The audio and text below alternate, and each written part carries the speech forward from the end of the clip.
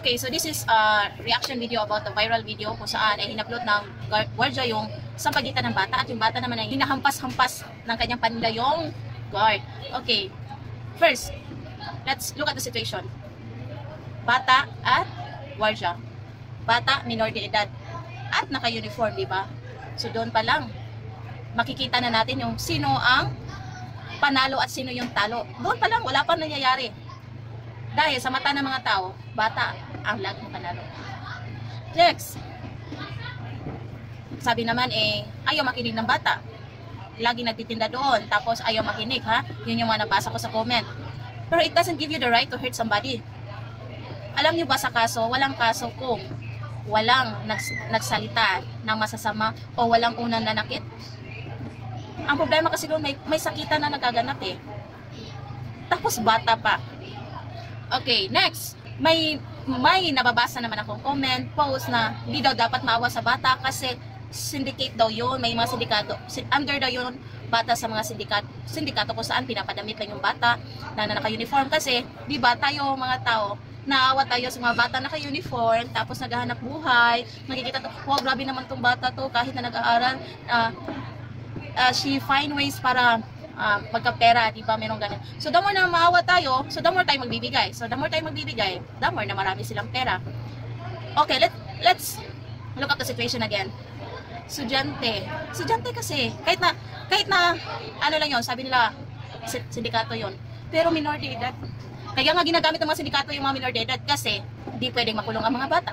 Kaya ginagamit nila. So, dapat, kung sindikato man yun, focus on yung mga pulis natin, focus nila yung hulihin yung mga ganyang mga sindikato. Okay, for the guard, nabalitaan ko na natanggalan daw ng trabaho, natanggalan daw ng lisensya, kawawa naman yung guard. Pero we need to control our emotion kasi dito nga sa school, ako teacher ako. We need to control our emotion. Kahit na may bata tayo na sinasagot-sagot na tayo, ang sarap ng tirisin. Pero we need to control.